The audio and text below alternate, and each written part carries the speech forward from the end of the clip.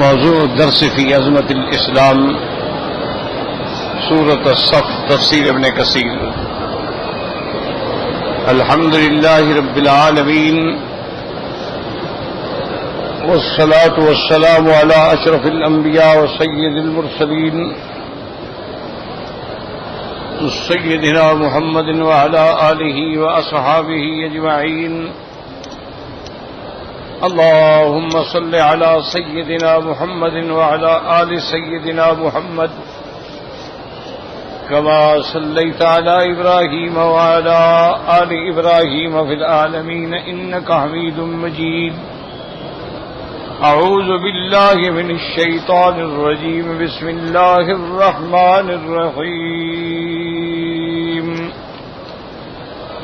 ومن أظلم ممن افترى على الله الكذب وهو يدعى إلى الإسلام والله لا يهدي القوم الظالمين. يريدون ليطفئوا نور الله بأفواههم والله متم نوره ولو كره الكافرون. هو الذي أرسل رسوله بالهدى ودين الحق ليظهره على الدين كله ولو كره المشركون. قال المؤلف والمفسر رحمه الله تعالى أدام النفع بعلومه وعلومكم في الدارين آمين إلى أن قال يقول تعالى ومن أظلم ممن افترى على الله الكذب وهو يدعى إلى الإسلام أي لا أحد أظلم ممن يفتري الكذب على الله ويجعل له أندادا وشركاء وهو يدعى إلى التوحيد والإخلاص. ولهذا قال تبارك وتعالى والله لا يهدي القوم الظالمين. اب مفسر رحمۃ اللہ علیہ ان آیات مبارکہ کی تفسیر فرماتے ہیں کہ کون اس سے بڑا ظالم ہے. وہ من اظلم یعنی لا احد اظلم، اس سے بڑا کوئی ظالم نہیں جو اللہ تبارک و تعالیٰ پر جھوٹ بولے. کیا معنی؟ اللہ کے شریک بنائے، اللہ تبارک و تعالیٰ کے ساتھ آلہہ بنائے، اللہ تبارک و تعالیٰ کے ساتھ کبھی مسیح علیہ السلام کو الہ کہے، کبھی اللہ تبارک و تعالیٰ کی نسبت اولاد کی طرف کرے کہ حضرت عیسیٰ خدا کا بیٹا ہے، حضرت عزیر جو ہے خدا کے بیٹے ہیں. اور یہود یہ دعویٰ کرتے تھے کہ نحن ابناء اللہ و احباؤہ، ہم تو اللہ کے بیٹے ہیں اور اللہ کے محبوب ہیں، ہمیں کیوں عذاب ہوگا، ہمارے لیے کیا مشکل ہوگی. تو اس لیے اللہ نے فرمایا اس سے بڑا جھوٹا کون ہے. اسی طرح وَمَنْ أَضَلُّ مِمَّن يَدْعُو مِن دُونِ اللَّهِ، وہاں فرماتے ہیں کہ اس سے بڑا گمراہ کون ہے جو اللہ کے سوا کسی اور کو پکارے، اللہ کے سوا کسی اور کو حاجت روا سمجھے، اللہ کے سوا کسی اور کو مشکل کشا سمجھے. اس سے بڑا گمراہ کون ہے. تو جس کے بارے میں اللہ یہ فرمائیں خود اندازہ کریں کہ شرک جو ہے وہ کتنا بڑا گناہ ہے. اللہ نے متعدد آیات میں، اسی لیے بعض علماء جو ہے نا یہ ایک تفسیر میں لطائف ہیں، وہ کہتے ہیں کہ سارے قرآن مجید کا خلاصہ جو ہے وہ سورۃ فاتحہ میں،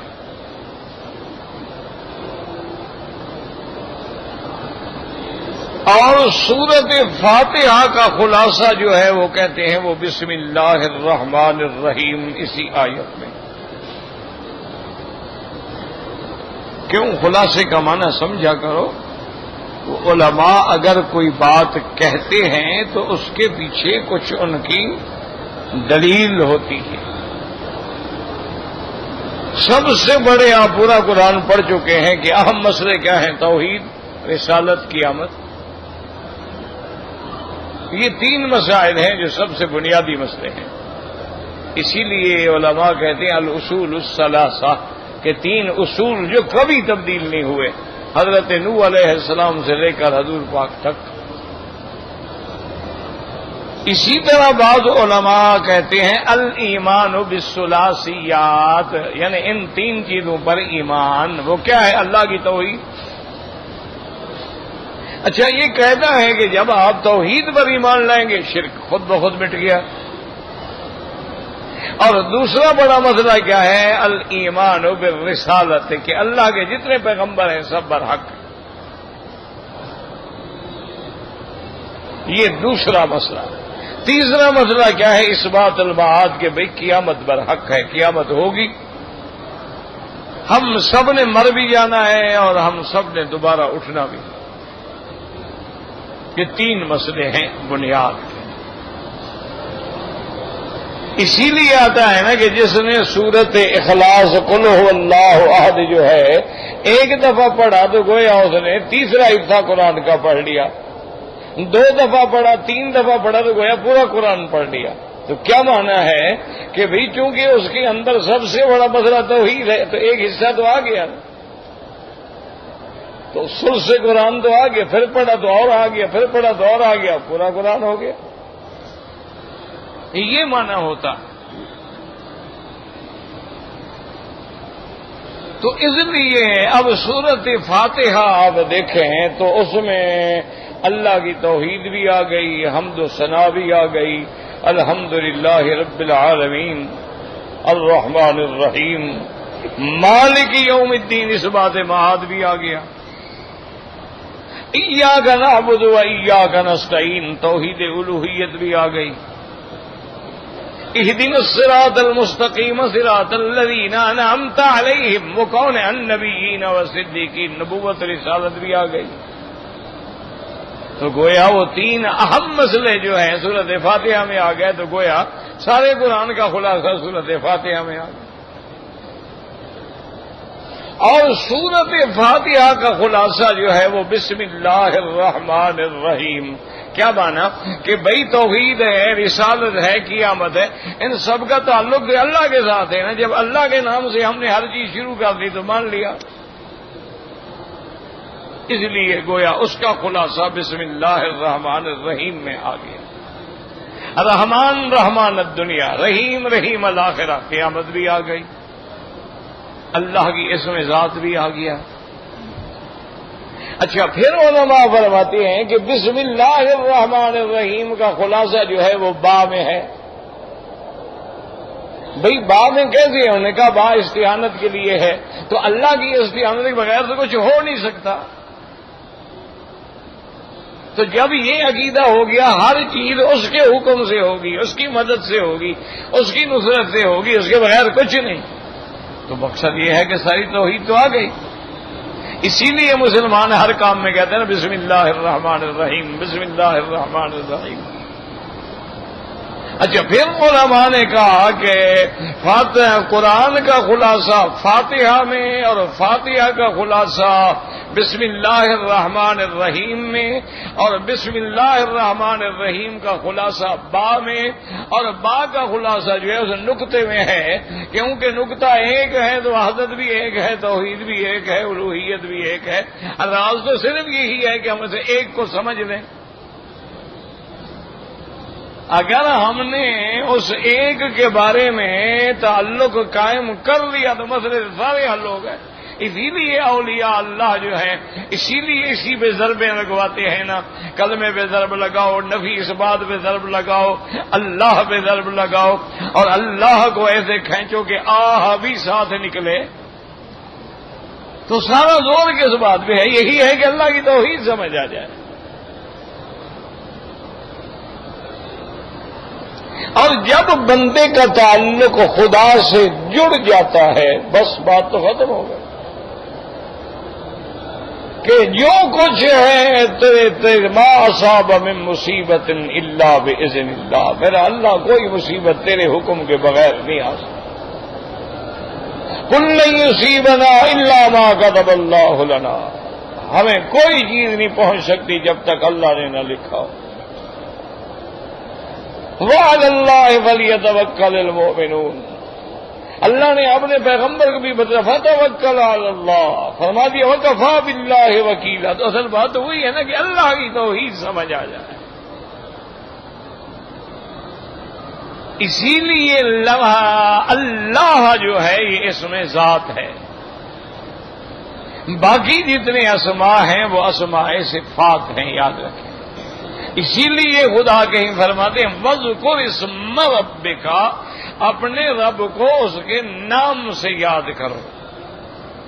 تو اس کا نام سب سے پہلا کیا ہے؟ اللہ۔ اچھا، اب جب ترقی ہو گئی تو اب اگلی منزل آ گئی کہ اب اسم کی بھی ضرورت نہیں، اب مسمى سے سیدھا ڈائریکٹ تعلق جوڑ لو، وَاذْكُرْ رَبَّكَ فِي نَفْسِكَ۔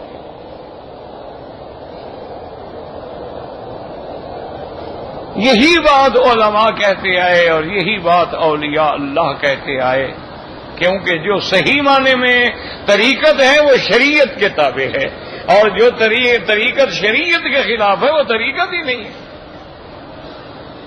وہ احداث ہے، وہ احوا ہے، وہ تخیلات ہیں، وہ توہمات ہیں۔ اصل طریقت اور شریعت کیا ہے کہ اصل شریعت ہے اور طریقت اسی کے تابع ہے۔ اہدنا الصراط المستقیم صراط الذین انعمت علیہم، یا اللہ ہمیں سیدھا راستہ دکھا، لیکن کن کا؟ جن پہ تو نے انعام کیا ہے۔ یعنی کتاب اللہ سے بھی تعلق ہو، اور کتاب اللہ کب سمجھ آئے گی؟ جب رجال اللہ سے تعلق ہوگا۔ اولئک مع الذین انعم اللہ علیہم من النبیین والصدیقین والشہداء والصالحین۔ یہی بات ہے کہ بعض لوگ کتاب اللہ کو پکڑ لیتے ہیں، رجال اللہ کو چھوڑ دیتے ہیں، اور بعض لوگوں نے رجال اللہ کو تو پکڑ لیا، کتاب اللہ کو چھوڑ دیا۔ حالانکہ رجال اللہ کو ہم نے کتاب اللہ کی روشنی میں دیکھنا ہے، اور کتاب اللہ کو ہم نے رجال اللہ سے سمجھنا ہے۔ تو اس لیے سب سے بڑا ظالم کون ہے؟ جو اللہ کے ساتھ شریک ہے۔ اسی لیے حضرت لقمان نے اپنے بیٹے کو جو نصائح کی ہیں، جو وصائے کی ہیں، اس میں فرمایا اذ قال لقمان لابنہ وهو يعظه يا بني لا تشرك بالله ان الشرك لظلم عظیم۔ میرا بیٹا اللہ کے ساتھ کسی کو شریک نہ کرنا، شرک جو ہے سب سے بڑا ظلم۔ اور یہ شرک ایسی بلا ہے کہ اللہ پاک نے حضور کی امت کو سمجھایا، لیکن خطاب اپنے پیغمبر کو لئن اشرکت لَيَحْبَطَنَّ عَمَلُكَ وَلَتَكُونَنَّ مِنَ الْخَاسِرِينَ۔ اے میرے مدنی، میرے محبوب، میرے نبی، خدا نہ کرے اگر آپ نے بھی میرے ساتھ شرک کیا تو آپ کے عمل بھی برباد کر دوں گا۔ شرک ایسی بلا ہے۔ ایک ہم ہیں ماشاءاللہ شرک بھی ہو رہا ہے اور ہمارے ایمان میں بھی کوئی فرق نہیں پڑتا۔ ہم حاجی بھی ہیں، غازی بھی ہیں، صوفی بھی ہیں، ہمارے کسی چیز میں فرق نہیں پڑتا، پکے مسلمان ہیں۔ قبروں پہ سجدہ کریں فرق نہیں پڑتا، غیروں سے مانگیں فرق نہیں پڑتا، غیر اللہ کی نظر نیاز چڑھائیں فرق نہیں پڑتا، غیر اللہ کو حاجت روا سمجھیں فرق نہیں پڑتا، غیر اللہ کو مشکل کشا سمجھیں فرق نہیں پڑتا۔ ہماری توحید کھڑی ہے، عجیب توحید ہے بھائی۔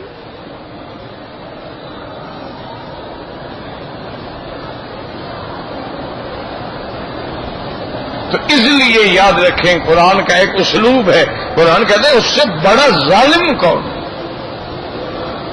اچھا، ظلم کا کیا معنی ہوتا ہے؟ یاد رکھو کہ قرآن میں آتا ہے نا یہ ظالم ہیں، ظالمین ہیں، اولئک هم الظالمون ان اللہ لا يحب الظالمین۔ تو ظالم کا معنی ہوتا ہے، ظلم کا معنی وضع الشیء فی غیر محلہ۔ مثلا یہ عینک ہے، اس کا مقام آنکھیں ہیں، اس کو میں پاؤں کے نیچے ڈال دوں، یہ ظلم ہے کہ بھئی جو اس کی جگہ تھی اس کے بجائے میں نے اس کو غلط جگہ میں استعمال کی۔ تو اللہ نے یہ پیشانی بنائی تھی کہ میرا سجدہ کرے، جب تم نے قبر کا سجدہ کیا ظلم ہو گیا۔ وضع الشیء فی غیر محلہ۔ اللہ فرماتے ہیں جانور میں نے پیدا کیے ہیں اور چڑھاتے تم قبروں پہ چڑھاوے ہو. میرا نام نہ ہو اور میری نیت نہ ہو, میرے لیے اخلاص نہ ہو تو قبول نہیں ہوگا. اگر تم نے غیر اللہ کی تھوڑا سا نیت ہی کر لی, وما احل بہ لغیر اللہ ہے, تو اللہ قرآن میں فرماتے ہیں وہ تو اسی طرح حرام ہے جیسے خنزیر حرام ہے.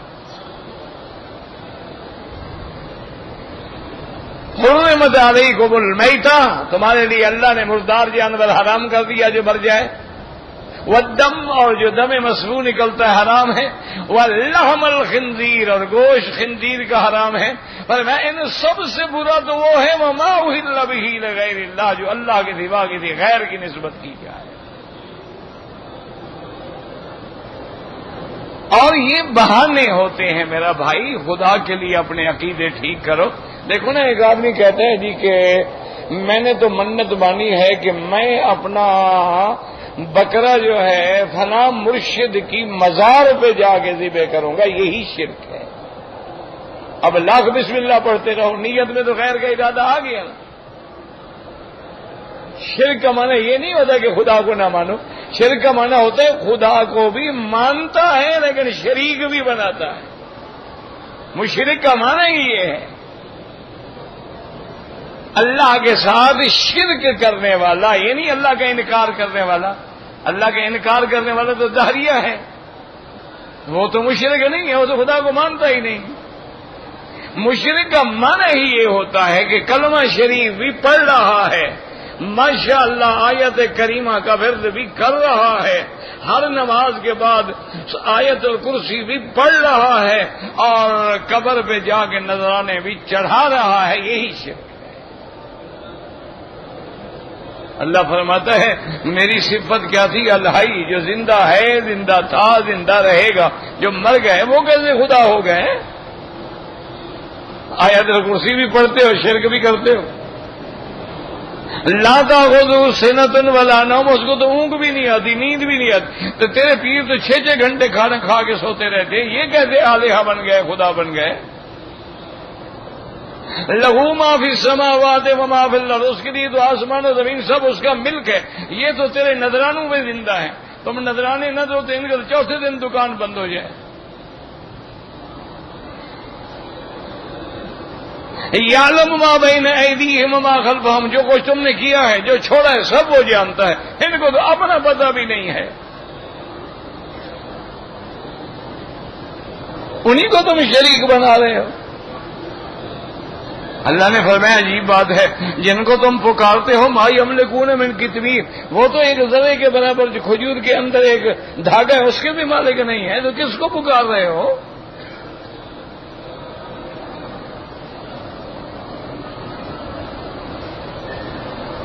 وہ ملک السماوات والارض کا مالک ہے, اور یہ لا یملکون من قطمیر.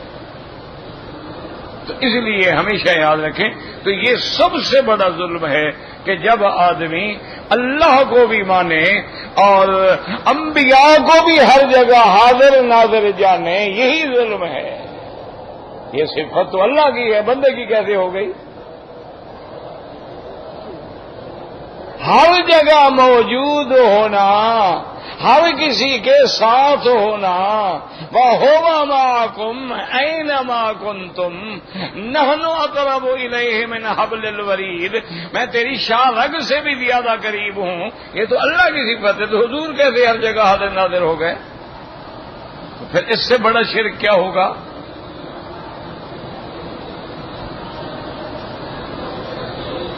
اور ہمیشہ یاد رکھیں کہ جھوٹ جو ہے نا جی, وہ جھوٹ ہوتا ہے.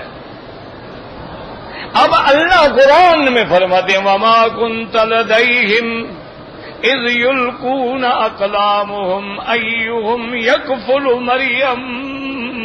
اللہ نے فرمایا میرا مدنی آپ وہاں نہیں تھے جب بی بی مریم کے لیے قرآن داری ہو رہی تھی, آپ وہاں نہیں تھے. یہ کہتے ہیں ہر جگہ حاضر نہ تھے. اللہ فرماتے ہیں آپ وہاں نہیں تھے, یہ کہتے ہیں نہیں ہے.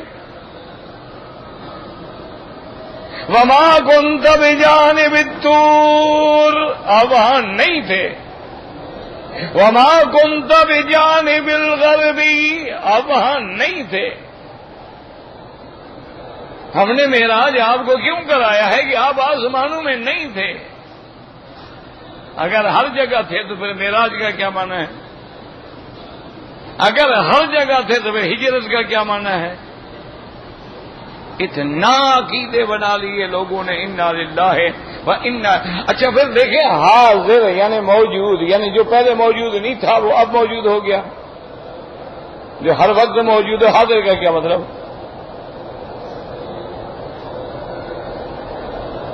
اچھا حضور پیدائش سے بھی پہلے حاضر ناظر تھے یا پیدائش کے بعد حاضر ناظر ہوئے؟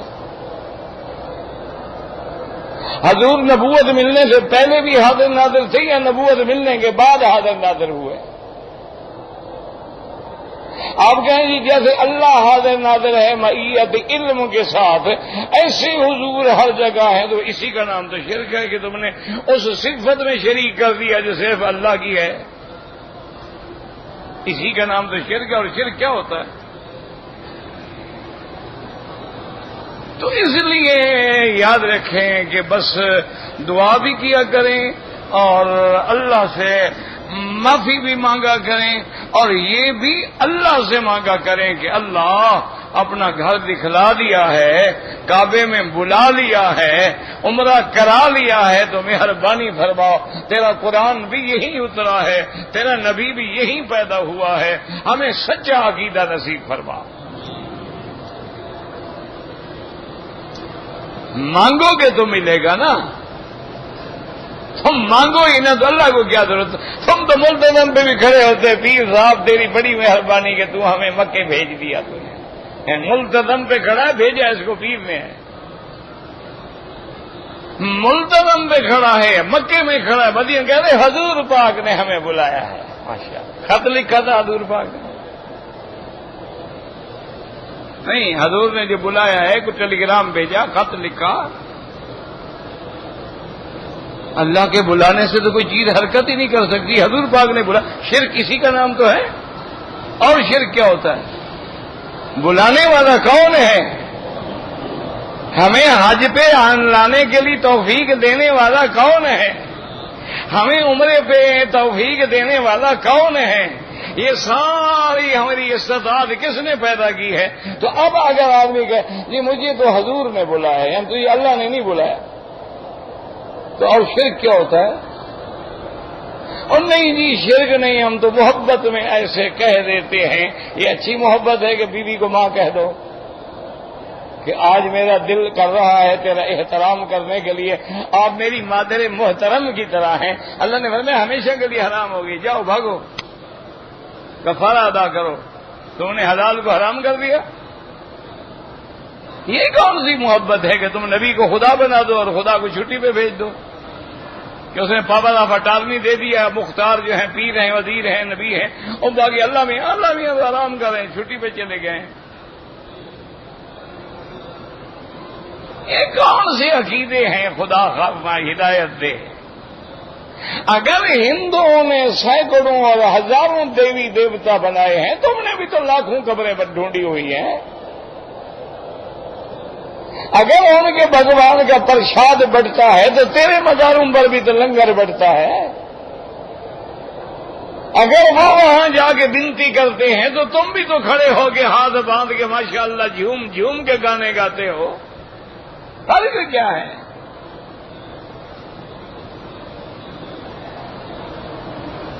وہ ہمارے ایک دوست ہیں، بہت بڑے عالم ہیں، بہت بڑے علامہ ہیں ماشاءاللہ، علامہ خالد محمود صاحب، بہت بڑا ماشاءاللہ، بہت بڑے عالم بھی ہیں اور بہت بڑے ماشاءاللہ ذہین بھی ہیں، فتین بھی ہیں، ذکی بھی ہیں، مناظر بھی ہیں، اور علم مستحضر ہے. اس بڑھاپے کے باوجود بات ہر وقت دماغ میں کھڑی ہے.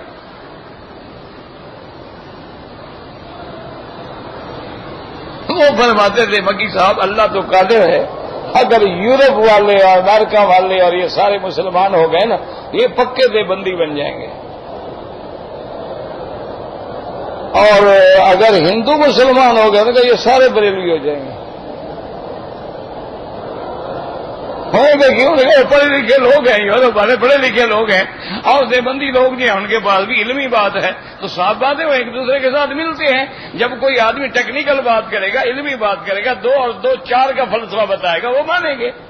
اور ان کا کام بھی ساری زندگی جو ہے وہ ہندوؤں کا بھی بھجن گانا ہے اور پرساد کھانا ہے اور تلک لگانا ہے اور جناب آ کے دیوی دیوتا کے چرنوں میں پھیرے مارنے ہیں۔ ہمارے بھی برادری کا یہی کام ہے، کبھی جلوس ہے، کبھی حلوہ ہے، کبھی عرس ہے، کبھی مجرا ہے، کبھی حجرا ہے۔ تو جب وہ مسلمان ہوں گے وہ کہیں گے یار ہماری برادری ہماری چلا وہی کام یہ کرے، چلو انہیں کے نام مل جاؤ۔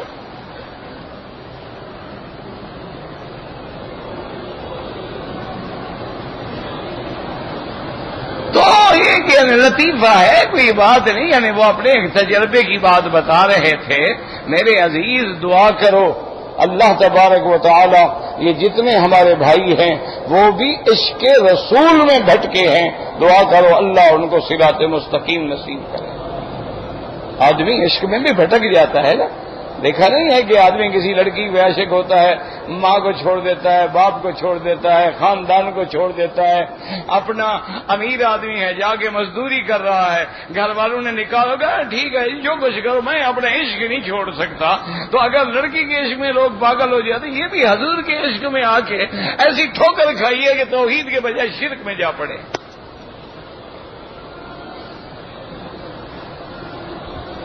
مقصد ان کا بھی عند اللہ مدینے جانا ہے، لیکن پٹڑی جدے والی ہے۔ اب ساری زندگی گاڑی دوڑاتے رہے، مدینہ تو نہیں آئے گا نا۔ مدینہ منورہ تو تب آئے گا جب اسی پٹڑی پہ چلو گے۔ تو دعا کرو اللہ انہیں بھی اسی پٹڑی پہ لے آئے، اللہ انہیں بھی ہدایت دے، اللہ انہیں بھی صراط مستقیم عطا فرمائے۔ اور ایک خاص دعا کیا کرو ہمارے لیے پیروں کے لیے کہ اللہ مولوی اور پیروں کو سیدھا کر دے۔ یہ انجن ہے نا بابا، انجن صحیح چلے گا تو ڈبے پیچھے ٹھیک آئیں گے نا۔ اگر یہ مولوی پیر ہی غلط ہو گیا تو سیدھا کون ہوگا؟ یہی تو ان کو نکال کے بتا دیا نا۔ ہمارے ایک مولوی صاحب تھے، میرے خیال میں مر گئے، اللہ معاف کرے، اللہ معاف کرے، مر گیا بیچارہ، خدا بخش دے۔ اس سے کسی نے پوچھا، اس نے کہا حضرت یہ وہابی ہمیں بڑا تنگ کرتے ہیں، ہم اپنے مرشد کی پیران پیر کی جو 11ویں شریف کرتے ہیں، اس کے لیے بھی کچھ دلیل ہے کہ ہم وہابیوں کو جواب تو دیں؟ حدیث شریف کو بزرگوں کا قول، کوئی ایسی بات ہم ان کے منہ پہ جواب تو مارے۔ ہونے کا کمال ہے، 11ویں تو قرآن سے ثابت ہے، قرآن میں نہیں ہے کہ احدى عشر کوكبا، احدى عشر کا معنی کیا ہوتا ہے؟ اس نے کہا 11 ہونے کا، تو 11ویں ثابت ہو گئی نا۔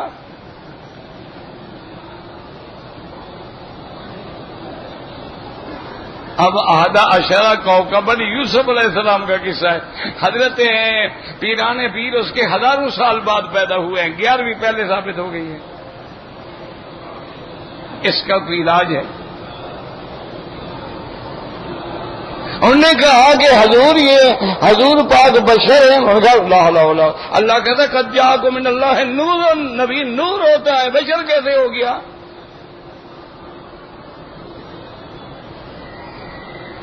وہ تو نور ہے، وہ کہتا ہے قد جاءکم من اللہ نور و کتاب مبین، آگے عطف کی ہے، لہذا کتاب الگ ہے یعنی قرآن، اور نور سے مراد محمد مصطفیٰ ہیں۔ لیکن مولوی صاحب جلدی میں یہ بھول گئے کہ نور کا بھی ماں باپ ہوتا ہے۔ نہیں، نور جو ہے جبریل نور ہے کہ نہیں؟ اور یار کوئی قبرستان میں تو نہیں بیٹھا ہوں میں، حرم میں بیٹھا ہوں، آپ بھی زندہ بیٹھے ہیں الحمدللہ۔ جبریل نور ہے یا بشر ہے؟ اس کے باپ کا نام آتا ہے تمہیں؟ نہیں آتا؟ کیوں؟ چلو باپ کا بھول گیا ہو، ماں کا بتلا دو، وہ بھی نہیں آتا۔ تو معلوم ہوا کہ نور کا تو ماں باپ اللہ نور السماوات، اللہ نور ہے، اس کا ماں باپ ہے لم یلد ولم یولد، نور کا ماں باپ میرے مدنی کا باپ عبداللہ ہے، میری مدنی کی اماں آمنہ ہے، تو جس کا ابا بھی معلوم ہو باپ بھی معلوم ہو وہ بھی نور ہو سکتا ہے۔ اسی لیے حکم ہے کہ اپنے مدنی پاک کا شجرہ یاد رکھو، محمد ابن عبداللہ ابن عبد المطلب ابن ہاشم ابن عبد مناف ابن قصی ابن کلاب ابن مرہ، کیوں کہ 10-11 دادے تک یاد رکھو تاکہ تیرے نور اور بشر کا جھگڑا ہی نہ رہے کہ جس کا باپ ہو، جس کا دادا ہو، دادے کا دادا ہو، پردادا ہو، کھردادا ہو، وہ کیسے نور ہو سکتا ہے؟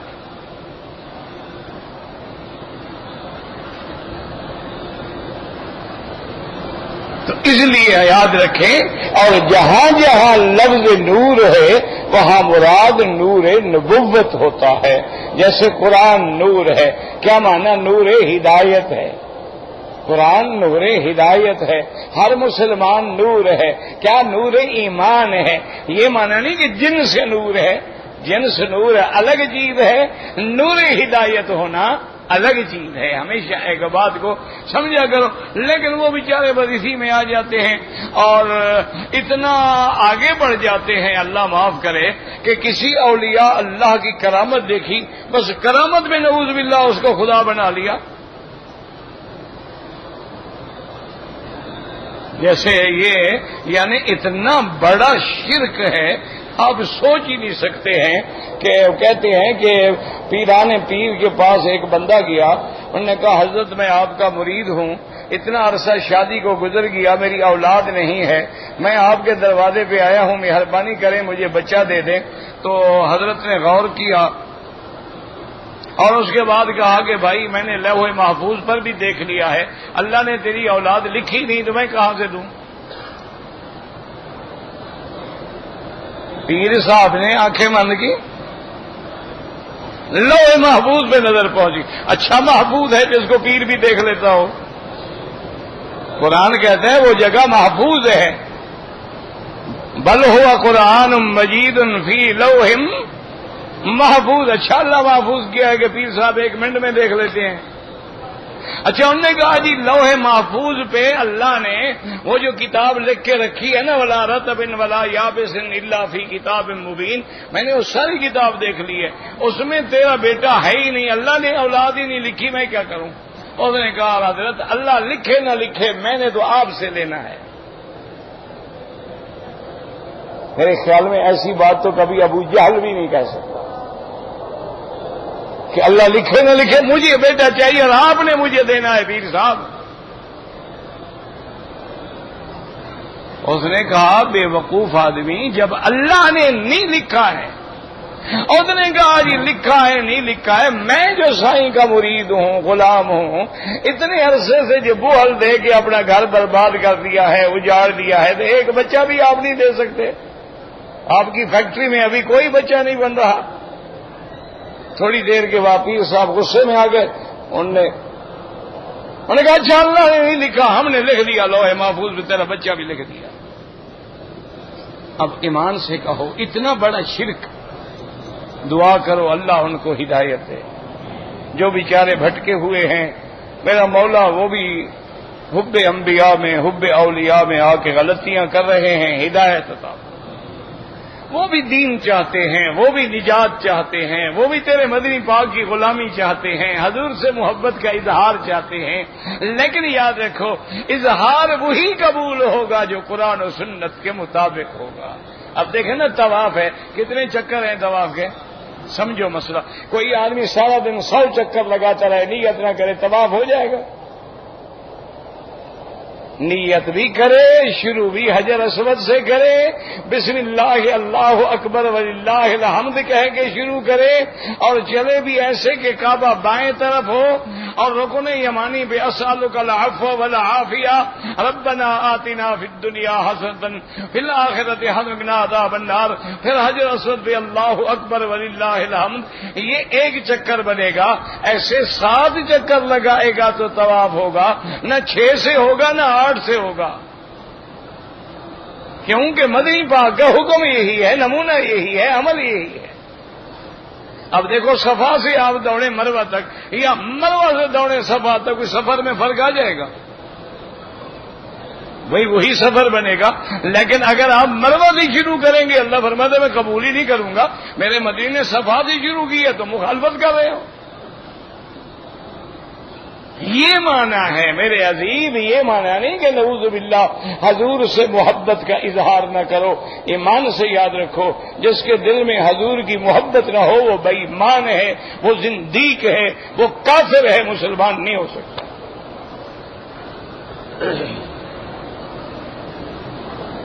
اور جو یہ کہتے ہیں نا جی انبیاء کے گستاخ، انبیاء کی گستاخی تو بڑی بات ہے۔ ہمارے اکابر علماء نے تو لکھا ہے اگر کوئی مدینہ شریف کی کھجور کو حکارت سے کھجی کو کھجڑی کہہ دے تو کافر ہو جاتا ہے۔ حضرت نانوتوی رحمت اللہ علیہ پرانے زمانے میں تو حج بڑے مشکل ہوتے تھے، حج کو حج الحمدللہ حج تو 4 گھنٹے میں آدمی مکے آ جاتا ہے، لاہور سے کراچی بھی دیر سے پہنچتا ہے، مکے تو پہلے آ جاتا ہے۔ آج کل کیا مشکل ہے، ایئر کنڈیشن ہوائی جہاز ہے ماشاءاللہ، آگے ایئر کنڈیشن بسیں ہیں، ایئر کنڈیشن ہوٹل ہیں ماشاءاللہ۔ اور آج کل کیا حج ہے، حج تو اس زمانے میں تھا گھر سے لوگ مل کے جاتے تھے، اللہ جانے زندگی ہوگی تو واپس آئیں گے نا۔ دخانی جہاز ہوتے تھے، 6 مہینے کے بعد انڈیا سے آدمی پہنچتا تھا مکہ شریف۔ ہوا تیز ہو گئی، جہاز کھڑے ہو گئے، جہاز کنارے کے ساتھ چلتے تھے، دخانی جہاز ہوتے تھے، اگر پریشر زیادہ ہو گیا کھڑے رہے، 4 دن کے بعد ہوا کا رخ بدلا پھر چل پڑے، 1 دن کے بعد پھر ہوا الٹ ہو گئی پھر کھڑے ہو گئے۔ تو اس زمانے میں بھی جب کوئی حضرت کسی کو مدینے پاک کی کھجور دیتے تو فرماتے کہ بھائی کھجور تو کھا لینا، اس کی گٹھلیاں فقیر کو دے دینا۔ تو گٹھلیاں جمع کر دیتے تھے۔ شاگردوں نے پوچھا حضرت یہ آپ کیا کرتے ہیں؟ پر میں بھی اس کو سکھا دیتا ہوں سائے میں، پھر پیس کے سرمے میں ملا دیتا ہوں، مدینے پاک کی کھجور ہے بس دل برداشت نہیں کرتا کہ نیچے گر جائے۔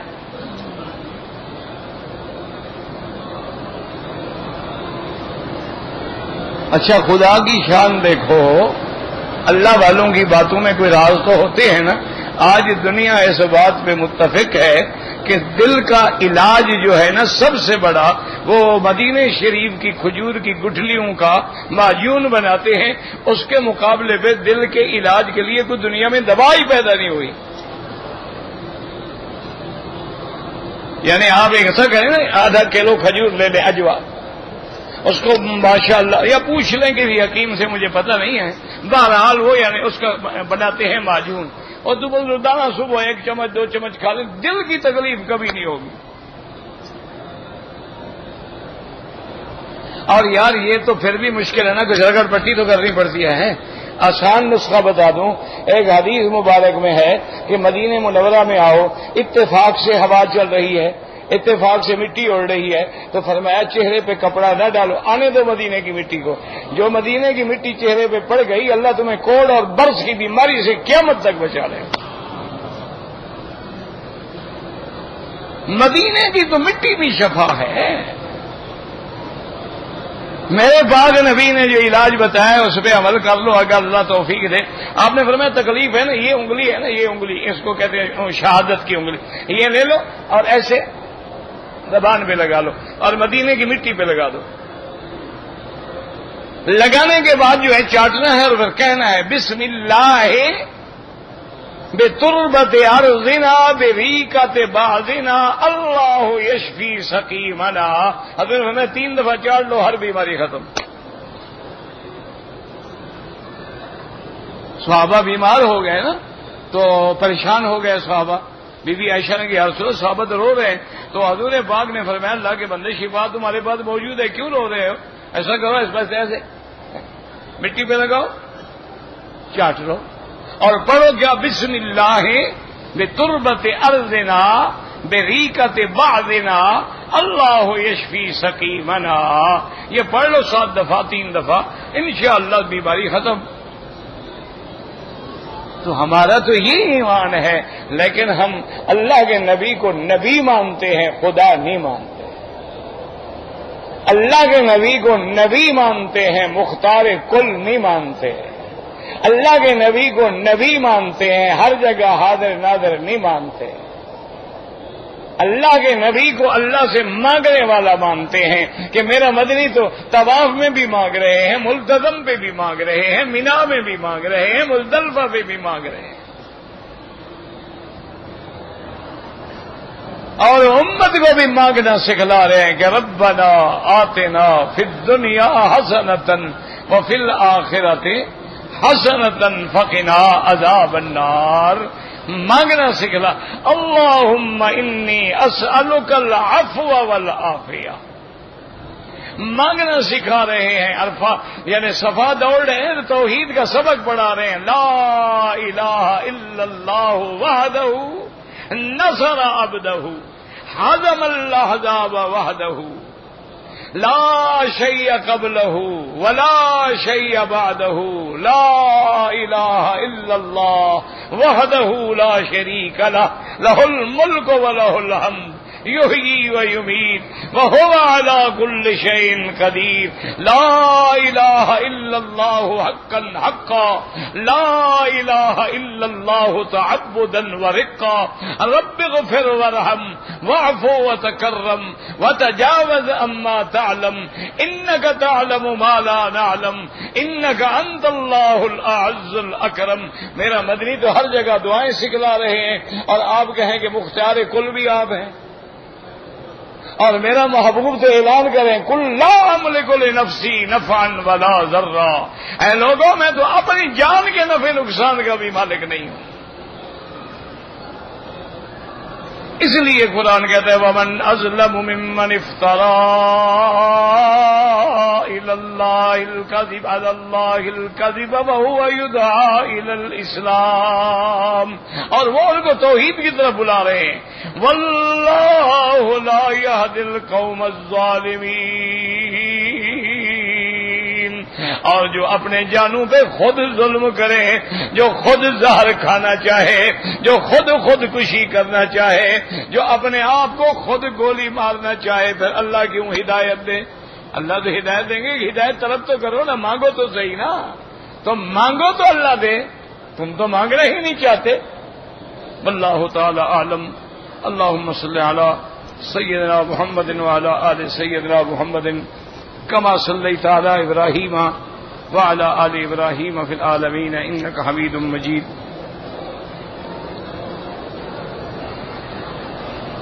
کہتے کہ جو لوگ مکہ مکرمہ میں رہتے ہیں اور رمضان المبارک میں طواف زیادہ کریں یا عمرہ طواف زیادہ کریں، لیکن اللہ توفیق عطا فرما دے کہ کبھی طائف جائیں یا مدینہ منورہ جائیں تو میقات کا عمرہ کر لیں، تاکہ وہ فضیلت تمہیں نصیب ہو جائے کہ حضور سرکار دو عالم صلی اللہ علیہ وسلم نے فرمایا عمرۃ فی رمضان تعدل کحجۃ معی او کما قال، کہ رمضان کا عمرہ جو ہے وہ ایسے ہے جیسے تم نے نبی کے ساتھ حج کیا ہو. تو اللہ وہ فضیلت ہم سب کو نصیب کرے، اللہ آسان فرما دے. وما ذلک علی اللہ بعزیز. ایک دور ہوتا تھا، اب تو بس ختم ہو گئے، اپنے گناہوں نے ہمیں ختم کر دیا. ورنہ شوق ہوتا تھا روزانہ الحمدللہ صبح کو نماز پڑھ کے سبق پڑھا کے جاتے تھے عمرہ کرنے کے. تو الحمدللہ وہ بھی ایک دور تھا. اب تو یہاں سے اترنے کے لیے سیڑھیوں پر گھٹنے جواب دے گئے، تو اب عمرے کیسے کریں؟ ہمت ہی نہ رہی. حضرت شیخ الحدیث رحمت اللہ علیہ نے لکھا ہے کہ حضرت حاجی امداد اللہ صاحب مہاجر مکی رحمت اللہ علیہ مکے میں تو مدرسہ سولتیہ میں قیام ہوتا تھا. تو فرماتے ہیں کہ جتنے ہم ان کے طالب تھے، مرید تھے، تعلق والے تھے، وہ ہم سب کے ذمے یہ پابندی سے رمضان میں لگاتے تھے کہ بھئی صبح کی نماز حرم میں پڑھو، پھر پیدل جاؤ تنعیم مسجد عائشہ، پیدل جاؤ، وہاں سے احرام باندھ کے واپس آؤ، عمرہ کرو، پھر آگے میرے ساتھ ناشتہ کرو. تو فرماتے ہیں جوانی تھی، شوق تھا، جذبہ تھا، ایسے معلوم ہوتا تھا دوڑے اور تنعیم پہنچ گیا، 1.5 گھنٹے میں عمرہ ختم.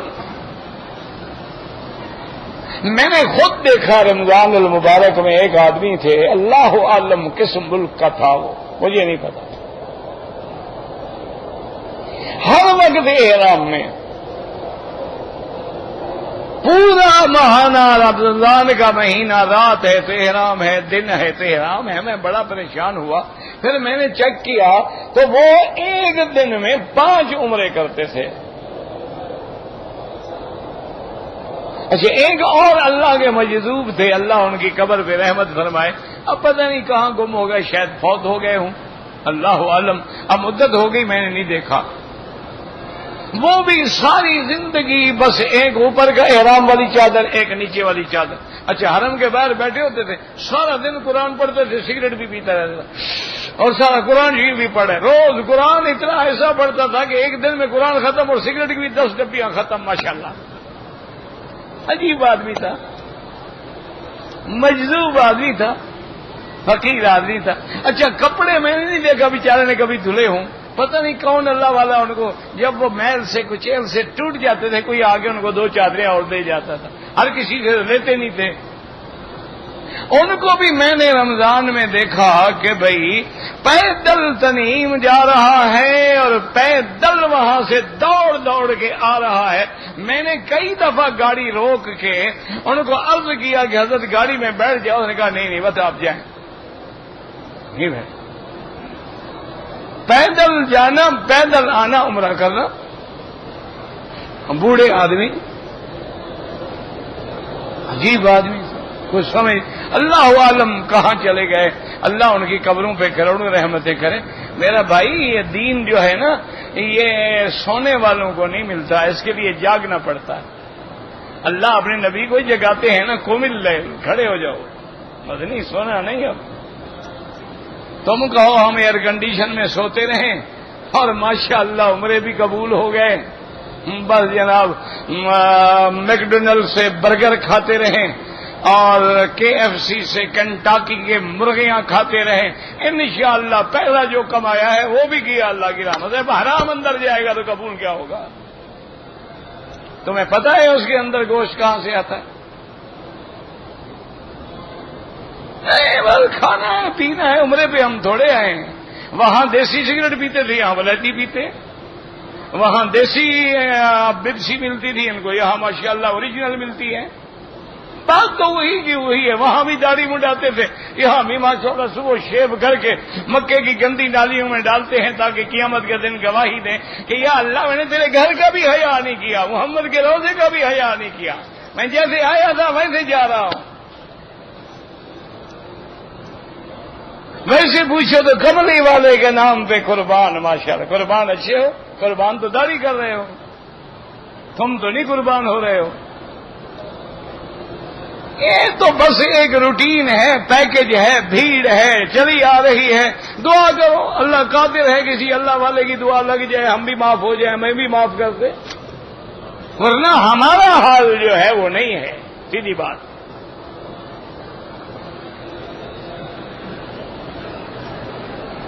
کہتے ہیں کہ مغرب کی نماز میں زیادہ امام صاحب لمبی قرات پڑھتے ہیں تو ماشاءاللہ وہ تو چاہتے ہیں کہ تمہیں عبادت کی. حضور پاک نے بھی کبھی کبھی لمبی پڑھی ہے، کبھی کبھی مختصر پڑھی ہے. یاد رکھو الحمدللہ یہاں جتنے امام ہیں یہ تمہارے ہمارے مسجدوں والے مولوی نہیں ہیں، یہ عالم ہیں، علماء ہیں، منجے ہوئے علماء ہیں. یہ ہماری طرح نہیں. ہمارے یہاں تو بڑا آسان ہے نا جی، بال بڑھا لو، پگڑی باندھ لو، ایک پگڑی گلے میں ڈال لو، بس مولوی بن گیا، آئے جائے کچھ نہ. ہمارے یہاں تو مولوی بننا بڑا آسان ہے نا. اور اگر نعت آ گئے سبحان اللہ پھر پیسے ہی پیسے ہیں.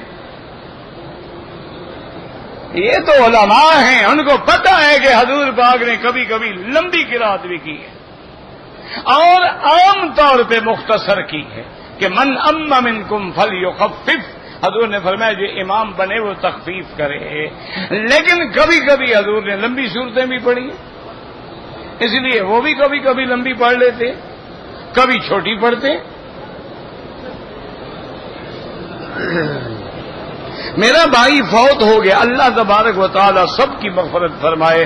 جو بھی فوت ہو گئے دعا کرو اللہ ان کو جنت الفردوس نصیب فرمائے. خاص طور پہ دعا کریں جو مجاہدین کشمیر، جو مجاہدین فلسطین، جو مظلومین ہند و پاکستان ناحق شہید ہوئے ہیں، اللہ ان کی قبروں پہ کروڑوں رحمت نازل فرمائے اور ان کے پسماندگان کو صبر جمیل عطا فرمائے. یہ روزانہ جو خون کی ہولی کھیلی جا رہی ہے، ایمان سے کہیں جو مر رہے ہیں ان کا کیا جرم ہے؟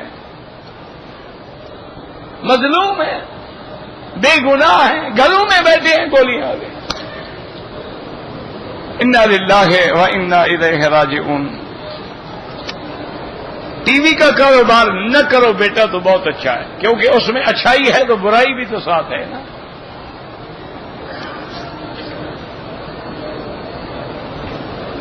کہتے ہیں لوگ کہتے ہیں کہ ایک عورت پر جنات کا اثر ہے، ڈاکٹر کہتے ہیں اس کو کوئی بیماری نہیں ہے. میرا بھائی جنات کا اثر ہو سکتا ہے، یہ تو حدیث میں ہے. حضور پاک نے حضرت عبداللہ ابن مسعود رضی اللہ تعالی عنہ کو بٹھایا، فخطا خطا حولہ خطن، اور آپ نے اس کے باہر ایسے لکیر مار کے ایک دائرہ کھینچا اور فرمایا عبداللہ اس سے باہر نہ نکلنا. انہوں نے کہا ٹھیک ہے. وہ کہتے ہیں حضور چلے گئے، تھوڑی دیر گزری میں نے دیکھا شور ہے اور شر ہے اور لائٹیں ہیں، اور بڑا بیٹھ ڈر گیا کہیں حضور پہ دشمنوں نے حملہ نہ کر دیا ہو. میں ارادہ کیا نکلنے کا، پھر خیال ہے حضور نے فرمایا تھا کہ باہر نہیں نکلنا، پھر بیٹھ جاؤں، پھر آوازیں آئیں، پھر کھڑا ہو جاؤں، بھی حضور کو تکلیف ہو رہی ہوگی، پھر ڈر کے مارے بیٹھ جاؤں. تو صبح ہو گئی، حضور پاک آئے تو میں نے کہا یا رسول اللہ سلزم رات میری تو جان نکل گئی. میں نے شور سنا اور میں تم نے سنا تھا. میں نے کہا جی بڑی لائٹیں دیکھی. انہوں نے کہا وہ تمہارے جنات بھائی آئے ہوئے تھے، ان کے جھگڑے تھے، فیصلے کرنے تھے. میں نے کہا حضور میں نے ارادہ کیا تھا کہ آؤں. آپ نے بڑا اچھا کیا تم باہر نہیں نکلے، ورنہ تمہیں جن اٹھا کے لے جاتے تیرا وجود ہی نہ ملتا کسی جگہ. تو مانا یہ ہے کہ جن اٹھا لیتے ہیں، جن پکڑ لیتے ہیں، جن اثر کرتے ہیں.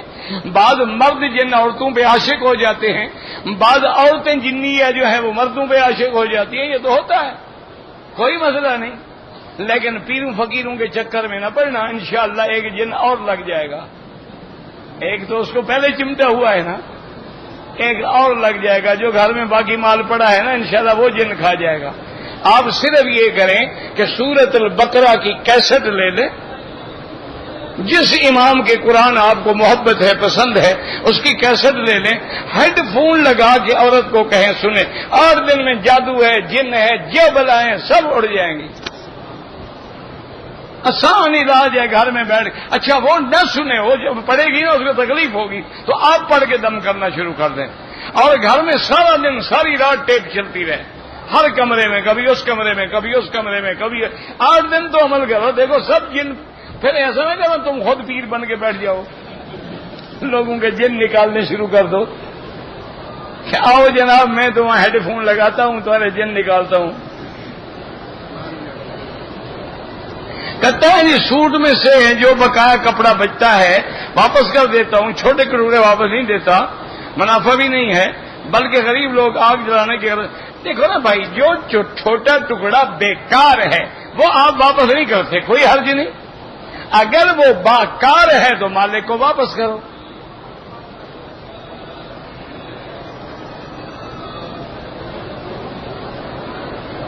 اگر کوئی آدمی مدینہ منورہ گیا، وہاں سے جدہ آیا، جدے کے بعد اس کا مکے میں آنے کا ارادہ آ گیا تو اس پہ کوئی دم نہیں.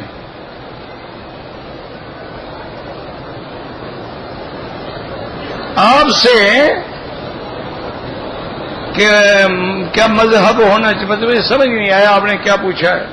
تقلید کرنا جاہل کے لیے ضروری ہے، تمہارے جیسے عالم کے لیے نہیں، میرے لیے ضروری ہے کہ اس کے بغیر چارہ نہیں نا. فاسألوا اہل الذکر ان کنتم لا تعلمون. اگر علم نہیں ہے تو پوچھو گے، اگر علم ہے پھر کوئی ضرورت نہیں.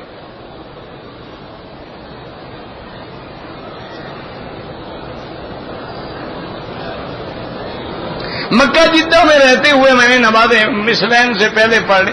بھئی اگر جماعت میں شریک ہونے کے لیے پڑھ لی انشاءاللہ وہ بھی قبول ہیں. علماء احناف کا بھی فتویٰ ہے کہ گو مکہ مدینہ میں مثلین سے پہلے نماز پڑھ لی جاتی ہے، لیکن حرمین کی جماعت نہ چھوڑیں، ان کے پیچھے نماز پڑھیں۔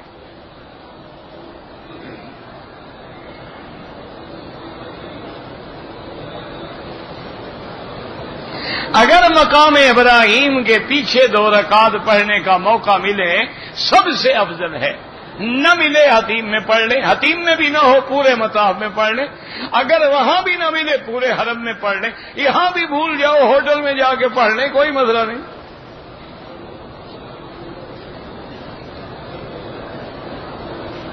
حضور پاک اپنے قبر میں زندہ ہیں، بالکل تمام انبیاء زندہ ہیں علیہم الصلوات والتسلیم۔ زندہ آدمی کے لیے کوئی طواف نہیں، اپنے لیے کرو، ان کے لیے دعا کرو۔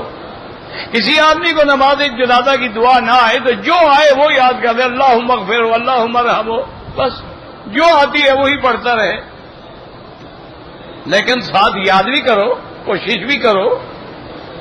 2 طواف کے بعد حلق کرائے، عمرے میں کوئی خلل نہیں۔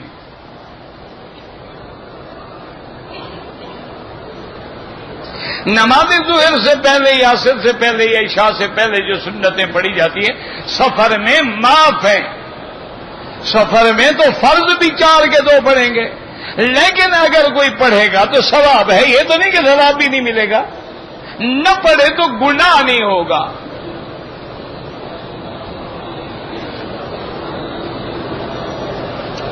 عمرے کے بعد صرف طواف کرنا چاہیں بالکل کرتے رہیں،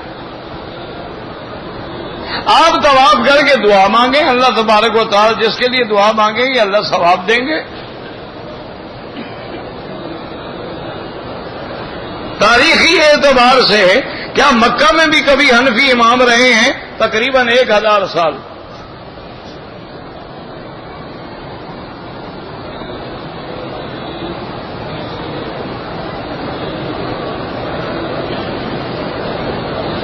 آج کل کے مولوی دین کی تبلیغ نہیں کرتے، اللہ توفیق دے۔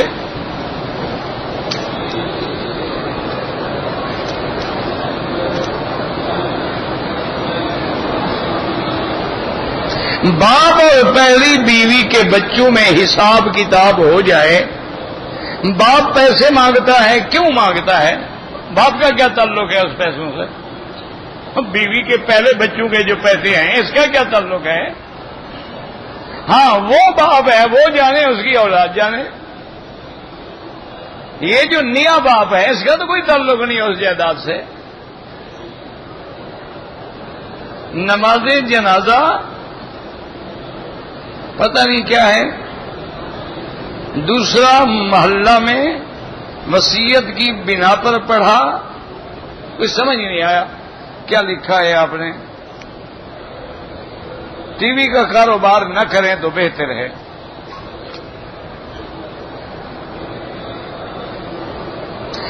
میں نے یتیم بچوں کا پیسہ جو ہے اس کو چلایا، اب بچے 20 سال کے ہو گئے، بالکل آپ سمجھتے ہیں کہ آخر ان کو پیسہ ضائع نہیں کریں گے، ان کو حساب بھی دو اور دے دو، ان کو سمجھاؤ کل پیسہ یہ تھا، میں نے یہ کیا، یہ تمہاری